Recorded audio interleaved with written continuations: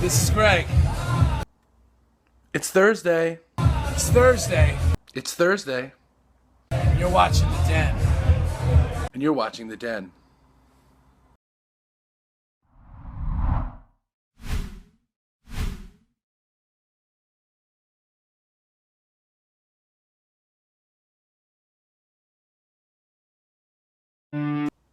This week's topic, the news.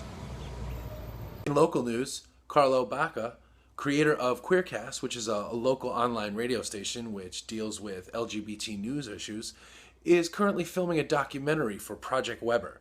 Project Weber in Providence, Rhode Island is a drop-in, drop-out center safe zone for the city's sex workers. Well, I'm in downtown Providence, and I'm with Carlo, and as you know, we are the Queercast boys, and we're out here doing some filming. Hey, Carlo, what are we out here doing? Filming scenes of Providence Nice. What exactly would we be doing that for? to give a geographical background for Project Weber when we finally do interviews for them. Nice.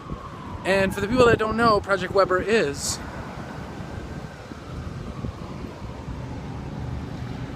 This is where you talk. Oh, Project Weber is a drop-in center. They provide testing and other services to male sex workers. So, It's a worthwhile cause, and definitely something that needs some light shed on it. yeah, and they just, the drop-in center itself just opened last October, but they're coming towards the end of the financing for the center.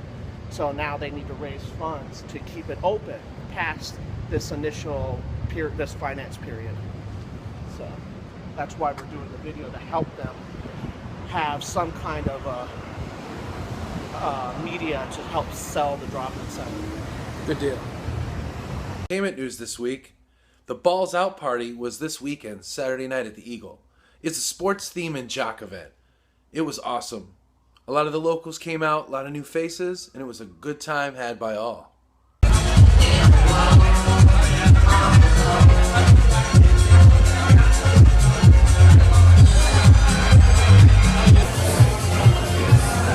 Ooh, my favorite part. This is your comics catch-up. Issue 8 of 8 of Marvel's crossover event Original Sin has come out this month. For all of you who haven't caught up on it, it's a great story and it involves A and B-lister heroes and villains. The murder of Uatu the Watcher causes the entire Marvel Universe to come in an uproar, and an investigation follows, which leads back to Nick Fury.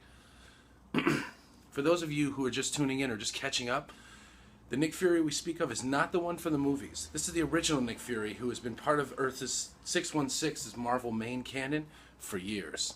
The Nick Fury from the movies didn't appear until Marvel restarted its line with the Marvel Ultimates in the mid-90s, thereby envisioning what heroes would look like if they had dawned in the early 90s as opposed to the early 60s. Issue number 19 of X-Men's all-female team premiered this month as well. This continues the story of the return of Jubilee, who has now been depowered since M-Day, adopted a baby, and has vampiric powers. Interesting mix for a parent. This time they're all headed off into space, and this time it's personal for Rachel, because the Shi'ar Empire has now outlawed and has promised to destroy all remnants of the Jean Grey family heritage. Over on DC, Sinestro issue number 5 has come out, and there's a long and very interesting conversation between Sinestro and Hal Jordan about loyalty and who's really saving who. This is a prequel issue leading up to the Future's End tie-in for Sinestro.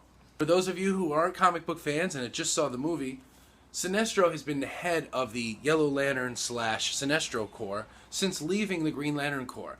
Not for more villainous purposes, but because he believes in order and thought that the Green Lantern Corps wasn't really doing the job enough. He wants to make the hard decisions. Ooh, my favorite part.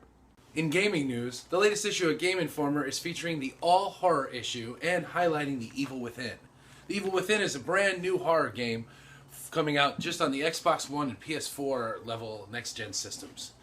The graphics are amazing. There's a 15-minute gameplay walkthrough online that's amazing. No spoilers, but things are turned upside down right from the beginning. And to satisfy your gamer needs, yes, you guys, I know, I've been playing it. A lot of people have been playing it. I know Evan's been playing it. Destiny. This game right here, it's great. It's amazing. Everybody who played the beta thought it was pretty cool, thought they were getting a lot in that little beta. Well, play the real game. It goes all the way up to level 20, and the game truly starts at level 20. 3 classes, 3 different races, 3 different weapon types. The game's really weirdly obsessed with the number 3. It's a winner of 180 awards and nominations. It's great. Bungie's effort to combine sci-fi, shooters, RPGs, and MMOs all together. It's a crazy, wonderful recipe for awesomeness that me and a lot of other gamers are thoroughly enjoying. With the sheer size of the environments and the planned dual expansion that are coming out in the next couple of months, as well as the huge worlds of Mars and Venus have yet to be unexplored from those who haven't picked up the game yet and only played the beta, this is the game that you'll be playing for a long time.